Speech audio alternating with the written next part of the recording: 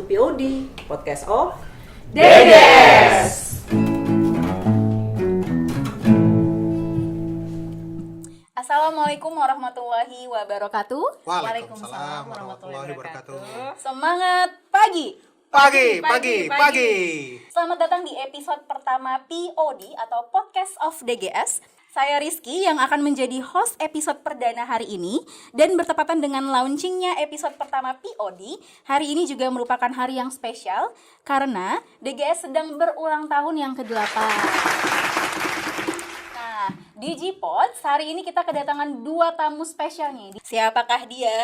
Welcome Teh Lia dan Mas Agung. Apa kabar nih Teh Lia dan Mas Agung? Di awal tahun 2023 ini sudah penuh dengan huru-hara kah atau so far masih so good lah gitu? Mungkin Teh Lia dulu lah. Iya, gimana Teh kabarnya? Alhamdulillah, it's a good new year. Jadi sejak saya bergabung di Telkom sejak 2009, pertama kalinya saya ngerayain pergantian tahun bisa di rumah gitu ya. Karena alhamdulillah di tahun 2022 ini damai. Hopefully akan berlanjut terus menjadi tahun yang baik di 2023 ini untuk DGS. Alhamdulillah. Aku mau ngucapin congratulations dulu karena akhirnya Teh Lia niuran di rumah ya. Setelah sekian lama. Kalau Mas Agung gimana Mas Agung? Nah, mungkin yang pertama saya ingin ucapkan dulu nih selamat tahun baru 2023 untuk seluruh masyarakat DGS. Nah, terus yang kedua, mungkin ya tadi kalau Mbak Lia kan ngomong bisa istirahat gitu ya. Namun kalau di kami kan karena AM ya Mbak Kiki ya, posisinya per 30 Desember kemarin alhamdulillahnya nih ya, saya bersama tim di Kementerian Keuangan telah berhasil nih memenangkan seluruh core project sustain kita di gas. Alhamdulillah. Lancar ya berarti Kemenq Mas Agung. So far masih aman. Alhamdulillah. Kalau Mas Agungnya sehat? Alhamdulillah sehat. Alhamdulillah sehat. Jadi nggak sakit ya dengan Oh, Kemenq belum sakit ya? Belum. Oh. Masih aman. Nah, kalau tadi nih di G-Pods kita udah keep up dengan kabarnya Teh Lia dan Mas Agung. Sekarang kita mau keep up nih Teh dengan kabarnya DGS. Mengawali tahun 2023 ini kan kita dapat tantangan baru ya dari Telkom khusus spesial pakai telur ke DGS nih. Nah, so Teh Lia, Mas Agung, what's up with DGS?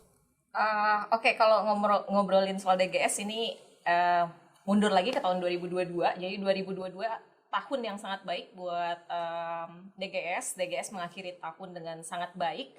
Sejak tanggal 25 Desember itu performansi sudah aman insya Allah. Jadi kita end up insya Allah revenue di 107% posisi sekarang. Luar biasa. Segmen dengan pencapaian tertinggi di gas.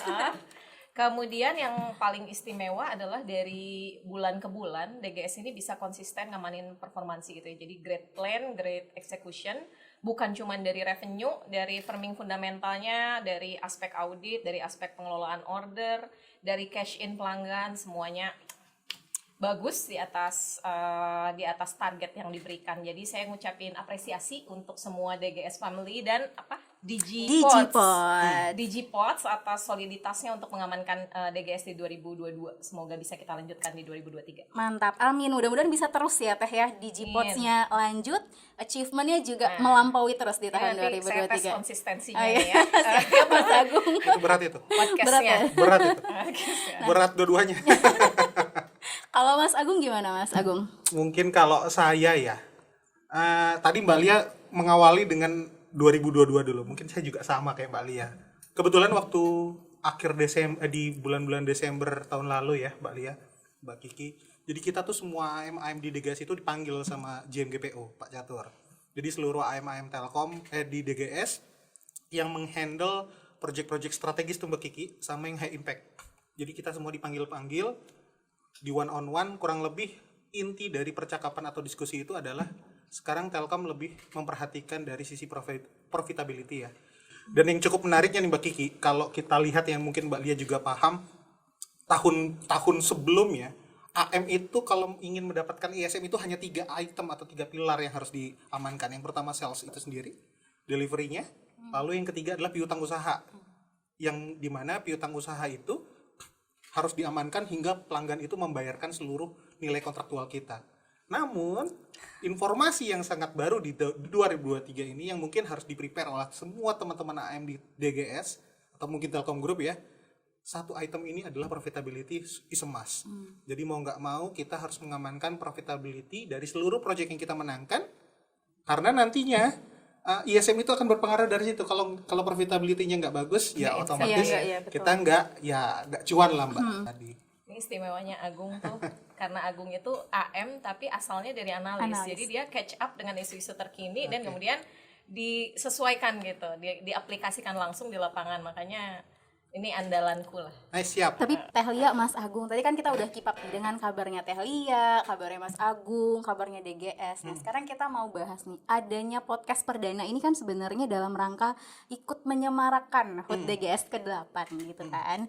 Nah, sekarang kita mau tahu nih Teh, mungkin teman-teman Digipods yang milenial seperti aku nih, yang kecemplungnya belakangan gitu Teh, mungkin pengen denger nih, sebenarnya historinya DGS tuh seperti apa gitu Teh Lia, Mas Agung? Gimana sampai DGS setelah 8 tahun tuh bisa ada sampai hari ini gitu Teh?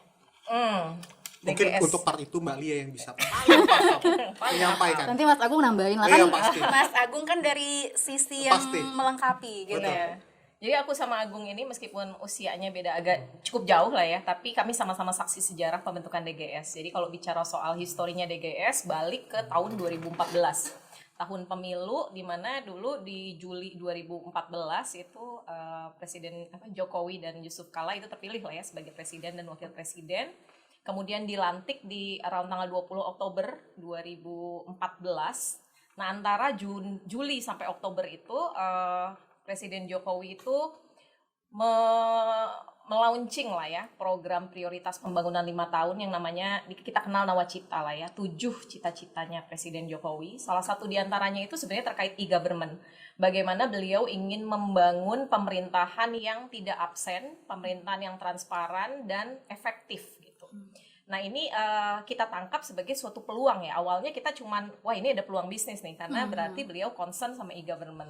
Tapi kemudian beliau melakukan pelantikan kabinet kerja di tanggal 27 Oktober. Salah satu menterinya kemudian Pak Rudiantara, Menteri Kominfo itu berucap gitu, bahwa untuk mendukung nawacitanya Presiden Jokowi, Telkom sebagai satu-satunya BUMN di bidang telekomunikasi perlu punya divisi khusus yang melayani ICT pemerintahan.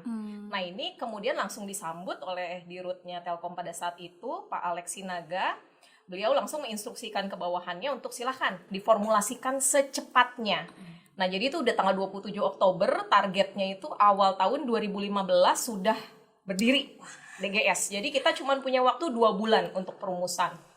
Nah itu perumusan DGS itu dulu kita lakukan secara cepat, padat, dan rahasia karena memang tidak mau bikin gaduh gitu ya. Karena waktu itu masa yang genting juga buat organisasi kami. Waktu itu kita masih di segmen government, kami lagi mengamankan akhir tahun. Jadi kita bentuk tim kecil. Tim kecil ini terdiri dari Pak Sabil yang menjadi FVP pertama DGS, kemudian ada Pak Joni Heri, deputi pertamanya DGS, kemudian ada Pak Fajar Adi Nugroho, SM Share Service pertama DGS, dan saya. Jadi hanya berempat nih tim kecil. Siang sampai malam, sampai sore lah, pagi sampai sore kami kerja reguler gitu ya, pekerjaan sehari-hari. Malamnya saling ketemuan, merumuskan DGS itu sendiri. Saya rekrut nih Mas Agung dia dulu tim saya. Jadi kita berdua, jadi akhirnya timnya berlima gitu ya, tim kecilnya merumuskan DGS ini nanti mau dibawa kemana. Nah kemudian hasil dari kami diskusi terus menerus, kerja keras pontang-panting chaos itu, akhirnya di minggu kedua Desember kami memaparkan tuh, Pak Sabil memaparkan konsep terkait DGS ini di Rapim 4 CFUE 2014. Dan alhamdulillah diterima gitu ya, walaupun persiapannya sangat mepet, alhamdulillah acceptable. Dan 1 bulan kemudian 13 Januari 2014 muncullah SK DGS. Gampangnya kayak gitu. Agung coba tambahin. Keren banget ya Mas. Mungkin kalau tadi kan bahasanya konseptual DGS ya. Mungkin karena tadi kan Mbak Lia udah nyampein tuh ya. Waktu kita mepet, itu mungkin itu kuncinya kalau dari saya yang lihat ya. Waktu kita mepet waktu itu, jadi saya ingat banget. Kita tuh reguler itu kerja sampai jam 5 lah ya. Tapi itu Mbak Kiki, kita dulu tuh sama Mbak Lia ya. Karena timnya masih dikit banget. Itu pulang paling cepet ya. Pulang paling cepet itu jam 9 malam. Jadi bersyukurlah. Paling sering jam 12 malam. Paling sering jam 12 malam. Jadi bersyukurlah teman-teman yang zaman sekarang yang bisa tenggo udah bisa selesai. Tapi zaman waktu itu kita hampir ya selama 6 bulan ya Mbak Lia ya. 6 bulan tuh kita kerja seperti itu untuk persiapan menuju ke launchingnya DGS. Itu yang pertama. Yang kedua, tadi kan Mbak Lia juga disampaikan ya, kita dulu ini sebenarnya adalah salah dua segmen yang ada di divisi enterprise service.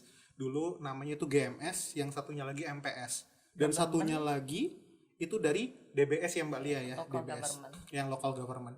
Jadi sebenarnya ada tiga segmen, lalu dibentuk menjadi satu divisi yang sekarang berjumlah 4 segmen dan beberapa bidang.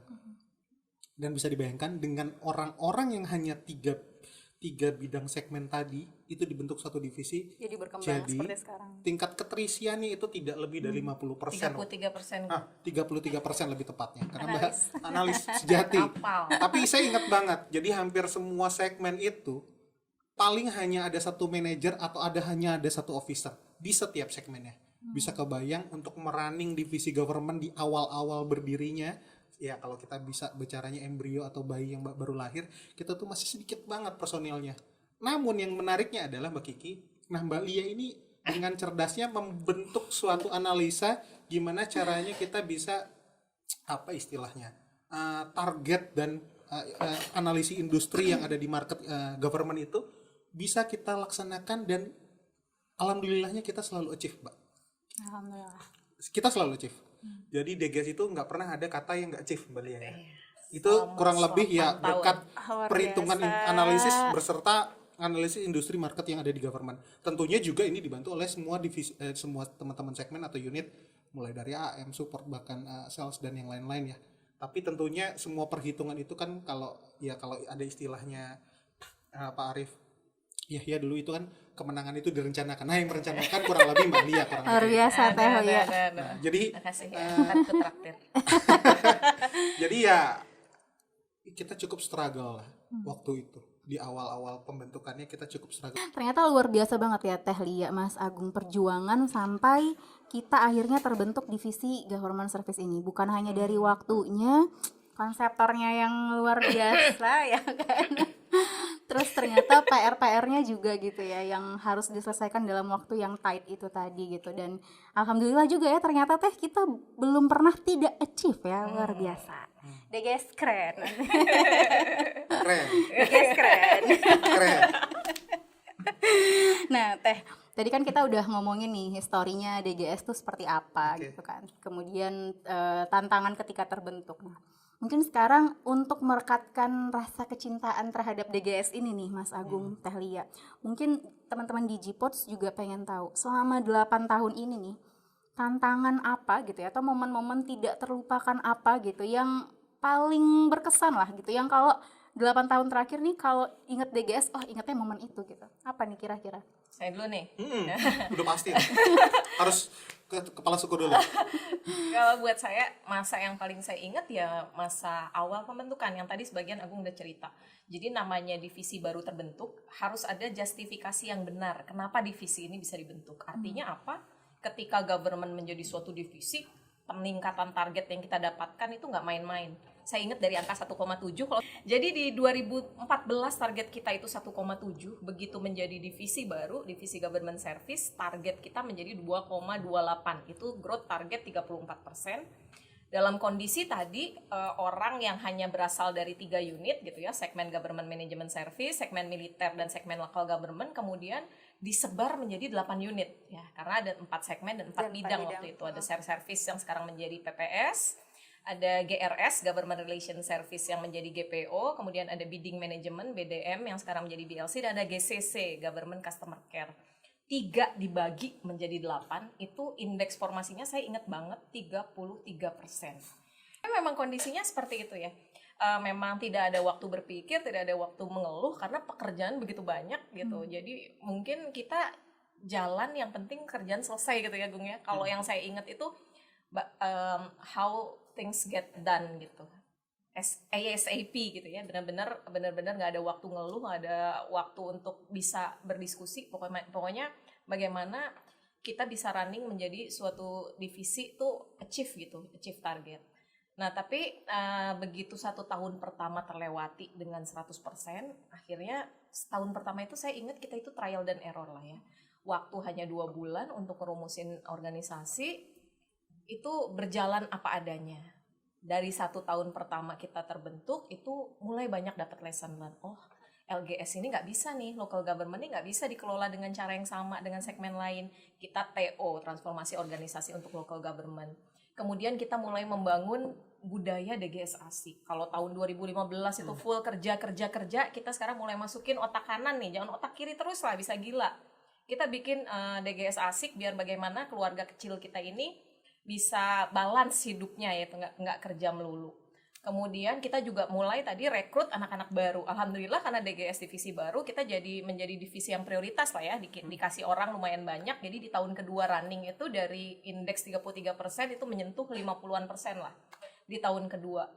Dan yang saya bersyukur karena DGS ini benar-benar dari keluarga kecil, yang kemudian kita masukkan orang baru itu culture dan soliditasnya DGS itu kebentuk banget gitu ya, karena memang isinya dari kecil yang kemudian kita besarkan gitu, dan alhamdulillah itu kerasa sampai sekarang. Dan sekarang alhamdulillah kita udah stabil, pencapaiannya bagus ya, kita happy bersama. Keuangan, Divisi service operation, divisi service delivery dan segala macamnya. Kita itu challenging terbesar di saya ya Mbak, mungkin ya, challenging di sisi pada saat perubahan dari analis menjadi AM. Nah, itu banyak pelajaran yang bisa saya dapatkan. Dan ini informasi menarik juga. Saya sejak masuk 2011 Mbak Lia, ingat banget saya dulu di divisi akses. Saya 2 tahun. Kenapa saya pindah? Karena dulu divisi akses bubar ya, bertransformasi menjadi Telkom Akses. Terus direkrut oleh Mbak Lia waktu itu ke government. Nggak salah rekrut ya. Jadi performance. Lalu sebelum performance mungkin jadi sales dulu sebentar di Mas Wibi sama Pak Lexi waktu itu 2 tahun. Jadi di divisi akses 2 tahun, di sales 2 tahun, di analis 2 tahun.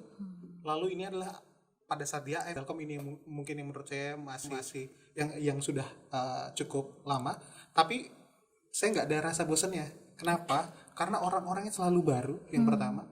Yang kedua, teknologi IT itu selalu berkembang pesat. Dan tentunya saya sekarang punya banyak kenalan, punya banyak teman, punya di Kementerian Keuangan lah, atau di mitra-mitra di luar lah, atau prinsipal-prinsipal. Jadi otomatis ya saya kalau di luar bisa survive, kurang lebih kayak gitu Mbak. Luar biasa, Teh Lia, Mas Agung, aku berasa kecil. Karena mungkin Mbak Kiki ini memang baru kecil ya. Oh bukan. pertama kan memang baru masuk berapa tahun sekarang? Kurang lebih setahun, masih setahun. 1 bulan lah. Kami kan Teh, udah bertahun-tahun, mungkin nanti Mbak Lia akan merasa besar juga pada saat masa kita. Luar biasa ya ternyata. Nah tadi aku mau nangkep tuh dari Teh Lia, terbentuknya DGS asik, lalu Telkom punya culture, sampai akhirnya kita bisa ada di podcast ini karena itu juga Teh. Jadi luar biasa. Dan ini podcast perdana kami juga Podcast ya Mbak. perdana. Bukan hanya DGS podcast yang perdana, gitu. namun kami sebagai narasumber mungkin ini adalah yang pertama ya Mbak Lia ya. Apakah jadi yang terakhir Teh Lia dan Semoga ya. Mas Agung? Satu kali aja. Kayaknya pada nggak bosan sih karena banyak ilmunya ya. Pasti diundang terus nih Teh Lia, Mas Agung. Oke. Nah tadi kan kita udah ngomongin tentang cobaan-cobaan yang dirasakan baik secara personal gitu ya, oleh Teh Lia dan Mas Agung, maupun mungkin tantangan yang dihadapi oleh DGS ketika awal-awal berdiri. Nah sekarang kita mau ngomongin nih Teh, beberapa tahun terakhir gitu. Apa sih challenge-nya gitu? What is the challenge gitu? Kemudian how do you guys yang di level up nih gitu ya handle the situations gitu sampai bisa kita tetap melampaui loh gitu, kayak katanya Teh Lia, bukan hanya sekedar achieve gitu ya, tapi melampaui targetnya gitu. Mungkin mau dari Teh Lia atau dari Mas Agung? Tetap harus Mbak Lia dulu. Gimana Teh Lia? Oke, kalau soal challenge tadi kan sebagai divisi baru ya, intinya kalau sebagai divisi baru kita running itu pokoknya intinya gimana caranya things get done. Kadang-kadang ya ada hal yang dilompati gitu ya, ada hal yang tidak dilakukan. Nah itu sebenarnya challenge-nya adalah bagaimana kita forming fundamental sama bagaimana kita menyikapi perubahan. Jadi dulu itu bukan hanya di DGS, di 3 divisi kakak-kakak kita juga, di divisi enterprise maupun divisi business service, yang namanya proses itu end to end itu dikelola oleh kita sendiri, mau dari pre-sales, sales sampai after sales itu semuanya dikelola oleh DGS ya, oleh dalam hal ini DGS. Karena dikelola oleh diri sendiri itu seringkali kita itu nggak disiplin. Jadi misalnya harus dilakukan urut 1 sampai 10, ini kadang-kadang 2 sampai 6 kita lewat dulu. kita langsung lompat ke 7 karena pelanggan maunya cepat. Seringkali seperti itu dan kita lakukan dan nggak apa-apa. Karena siapa? Ya memang pelakunya kita semua. Penyetujunya juga di dalam DGS gitu ya. Nah tapi ternyata setelah beberapa tahun berjalan di 2020 ada orang di luar sana yang menangkap ini kayak ada yang salah nih DGS nih ya. Bukan cuma DGS, nih 3 divisi ini ada yang salah. Kok akhirnya muncul case-case yang namanya late input, order AO Sodomoro populasinya nggak terbendung. Itu sampai saya inget NITS itu telepon ke saya agak marah gitu ya. Karena ini kenapa populasi order aktivasi ini begitu banyak, tapi nggak dimonetisasi. Sadar nggak kalian ini tuh ngegenggam Alpro kita? Alat produksi kita tergenggam tapi nggak dimonetize. Ini order nih valid atau enggak? Itu satu komplain. Kemudian komplain kedua terkait late input. Ada project sekarang 2020, 2018 tuh belum di-input. Padahal uangnya masuk.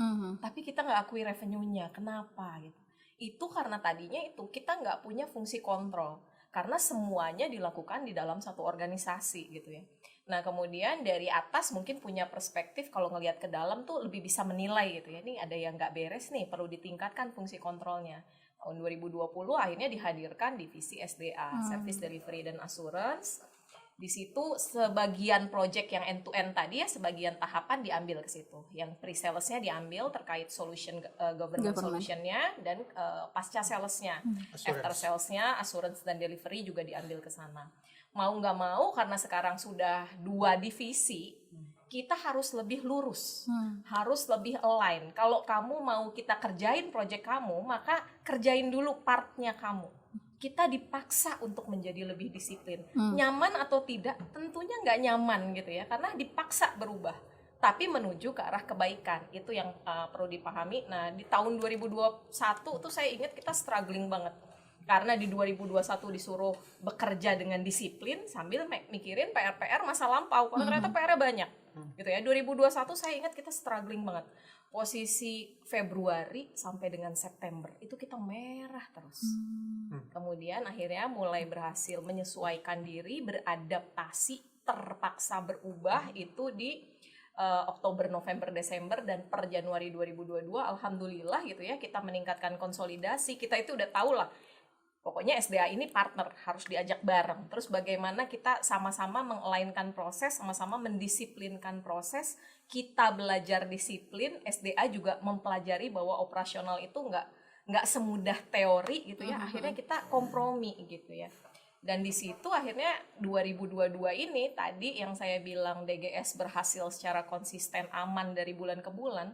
Bukan hanya prestasi kita sebetulnya, tapi prestasi divisi-divisi pendukung termasuk di dalamnya divisi SDA. Ini saya kalau tanya Mas Agung juga pasti Mas Agung ngerasain perbedaan antara komunikasi kita ke SDA maupun ke unit pendukung lainnya, keuangan di 2022 kita sangat jauh lebih baik dibandingkan ketika 2021 kita seolah-olah masih masa trial and error ya. Ya mungkin itu kalau buat saya challenge yang terbesar di akhir-akhir ini yang alhamdulillah kita berhasil lewati. Agung ada tambahan? Kalau Mas Agung gimana Mas? Challenge berapa tahun terakhir lah? Kalau dia ngomong DGS dan sisi AM ya Mbak ya, kurang lebih mirip sebenarnya sama Mbak Lia ya.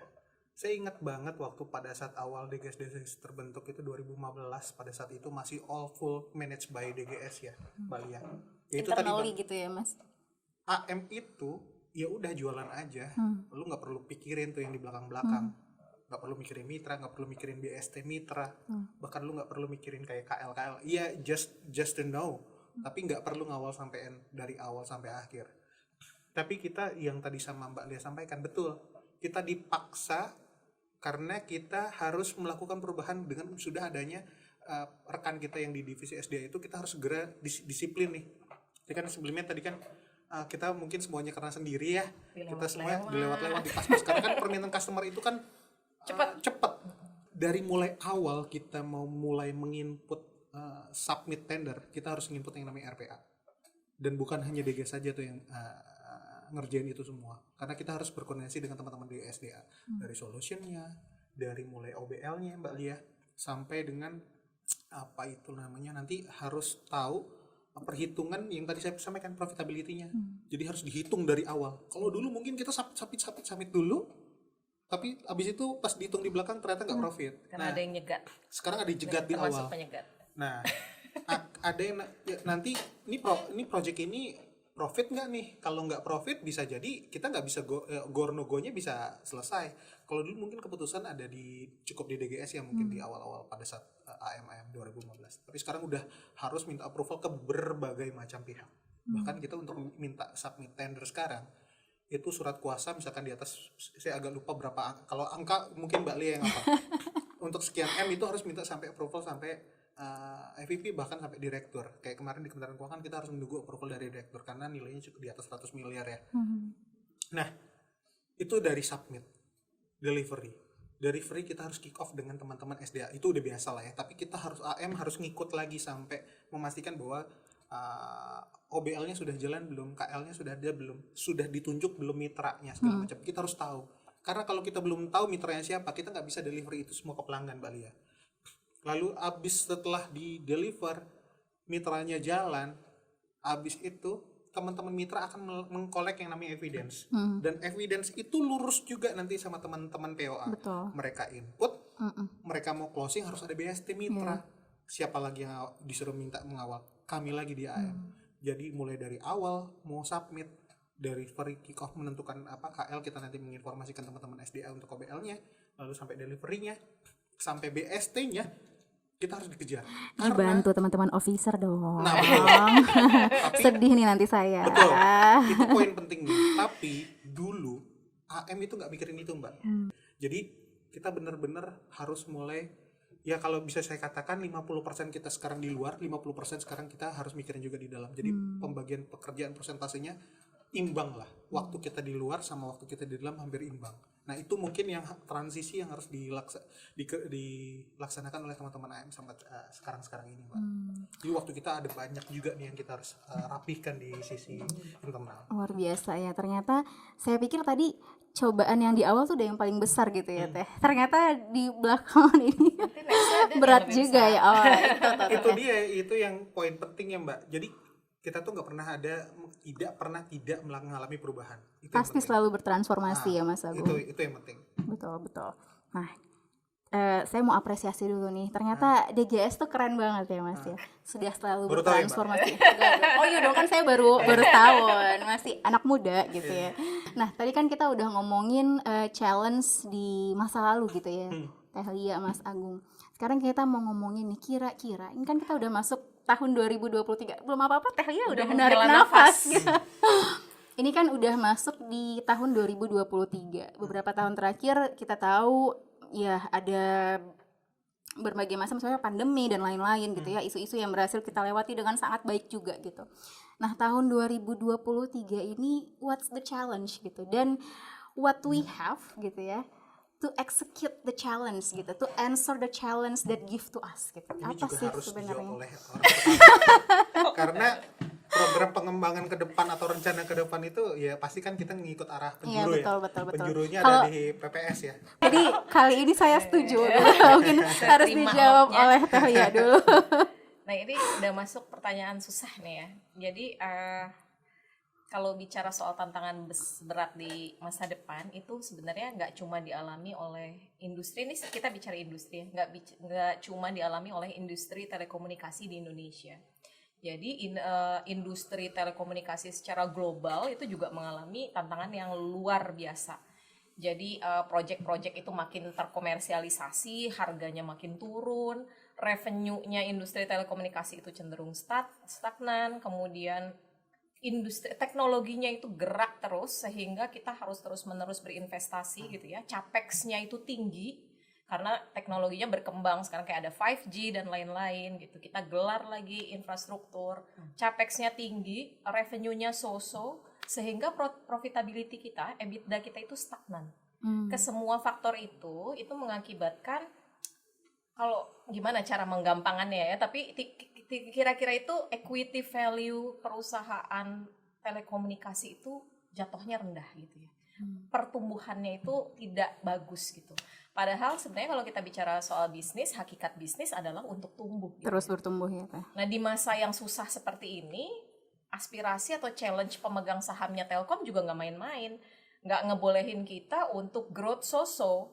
Jadi nih saya main data lagi. Jadi outlook tahun 2022 value Telkom Group itu kira-kira ada di angka 435 triliun. Kalau kita so-so aja, kita akan end up 2023 itu di angka sekitar 500-an triliun. Tapi kita di-challenge nih sama pemegang saham, harus bisa 600. Nah ini kita harus ngapain nih gitu. Namanya pemegang saham ya, mereka kalau punya sabda ya kita harus berusaha untuk memenuhi gitu. Nah alhamdulillahnya fenomena tantangan berat di industri telekomunikasi ini kan udah berjalan cukup lama. Jadi sebenarnya sudah ada perusahaan-perusahaan global yang banyak melakukan aksi korporasi yang cukup bold. Ada misalnya yang melakukan cost efisiensi secara radikal. Kemudian ada yang melakukan transformasi digital. Ada yang melakukan business delayering. Udah susah nih istilahnya. Ada yang melakukan asset unlocking. Sudah begitu banyak case-case perusahaan besar yang sudah dilakukan gitu ya, kebijakan strategi-strategi yang sudah mereka lakukan, datanya sudah ada. Nah, data-data tersebut hasilnya pros cons dari apa yang dilakukan oleh perusahaan-perusahaan itu, datanya tuh sudah tersedia dan bisa dikaji, bisa direview. Hasil-hasil yang sudah dilakukan oleh perusahaan-perusahaan lain itu kemudian dikaji oleh konsultan-konsultannya Telkom, kemudian dirundingkan bersama oleh board of executive gitu ya, mana yang bisa ditiru, mana yang sebaiknya tidak ditiru, dan akhirnya mungkin menghasilkan suatu strategi yang mungkin teman-teman sudah pernah dengar tapi belum ngerti gitu ya apa. Nah itu adalah strategi 5 bold moves. Nah itulah kalau menurut saya tantangan warga Telkom, nggak cuma DGS ya, tantangannya DGS saat ini adalah terkait bagaimana kita menghadapi strategi 5 bold moves. Oke, menarik. Kalau Mas Agung gimana Mas Agung? Mungkin mau menambahkan terkait si 5 bold moves ini atau mungkin perubahan yang harus kita execute gitu? Kalau saya mungkin nggak bisa terlalu banyak bicara tentang 5 bold moves ya. Karena kan kemarin juga pada saat sosialisasi kita kebetulan udah disosialisasikan sama EVP sama DVP. Jadi poin pentingnya adalah sosialisasi itu ada 5 item perubahan yang akan kita hadapi di 2023 ini, diawali di 2023 ini. Tapi message yang ingin disampaikan Mbak Lia tadi itu adalah yang kemarin disampaikan juga pada saat sosialisasi, yaitu ada permintaan dari stakeholder mengingat revenue dari ICT ini semakin stagnan ya, dan harus ada gebrakan nih ceritanya. Nah kalau saya tangkap ya, kalau dari sisi AM ya kita udah nggak bisa jualan gini-gini aja. Kita tuh udah nggak boleh jualan lagi yang namanya, maksudnya bukan nggak boleh jualan itu lagi ya. Maksudnya kita harus bisa ngembangin ekosistem digital bisnis baru. Jadi produk-produk Telkom itu nggak boleh hanya itu saja sekarang. Yang sekarang kan kita tahu ASTI, NetVPN, Metro dan teman-temannya ya. Ya kita harus mulai masuk ke bisnis-bisnis ekosistem digital. Misalkan ada beberapa ya contoh yang kita sudah berhasil laksanakan. Yang paling masif kemarin kan kayak Satu Data Vaksin ya. Peduli Lindungi. Mungkin itu salah satunya. Dan mungkin nanti beberapa produk-produk lainnya kita kan juga dibantu ya, bukan hanya teman-teman DGS aja yang memikirkan produk itu. Kita juga kan akan dibantu dengan teman-teman SDA. Bahkan sekarang DBT juga sangat mulai agresif nih. Di beberapa tahun terakhir teman-teman DBT sudah banyak sekali produk-produk yang dikembangkan dan berhasil dijual di market government Mbak Kiki. Ada Big Box ada Antares dan teman-temannya segala macam. Dan itu adalah salah satu pilar revenue generator yang bisa kita gunakan untuk menjawab tantangan yang tadi disampaikan oleh Mbak Lia. Iya, betul. Siap. Saya setuju kalau itu. Sepertinya 5 bold moves ini membuat kita semakin nervous gitu ya, karena pembicaraannya jadi serius. Jadi boleh minum dulu mungkin Mas Agung, Teh Lia. Cuma ini warnanya putih aja Mbak. Gak ada yang berwarna gitu ya Mbak. Kalau berwarna aneh-aneh kan takut Agung kesel. Iya benar, saya lagi diet Agung lagi kebetulan. diet. Ini kita harus Tapi ini beneran minum ya di G-Pods ya. Ini ada isinya beneran, bukan Bukan bohongan. props doang. kering soalnya dari tadi kan disuruh ngomong sama Mbak Kiki aja belum minum tuh. Iya, gimana dong ini? Oke, saya justru kalau minum nervous. Mas Oh, gitu ya? Agung. Jadi biar nggak usah Maklum lah, nyabrol. ini kan kita baru podcast pertama. Perdana. buat kita Iya. semua, bahkan untuk DGS itu sendiri. Betul. Jadi kita udah mempersiapkan ini dengan sebegitu jerih payahnya untuk biar mensukseskan Iya. podcast untuk Betul. menyemarakan ulang tahun DGS Betul. ke-8 By the way, ini kan podcastnya tayang tanggal 13 Januari 2023. Ini Siap. dipersiapkan sudah sejak 13 Januari 2022. Sudah setahun yang lalu. Oke, gitu ya. Gitu. Makanya matang sekali nih Mas Agung. Luar biasa kan? Millennials gitu ya Teh ya. Kalau inget Telkom tuh dulu masih yang 080989 kali gitu. Kalau Mbak lahir tahun berapa itu? Duh, jangan disebut sih. Ini lebih spesifik lagi dari yang tadi ya, sebenarnya. Spesifik lagi ya. Aduh. Ini lebih spesifik Kok lagi. ngomong nggak selesai-selesai nih? Saya rasanya ingin mengalih topik sebenarnya.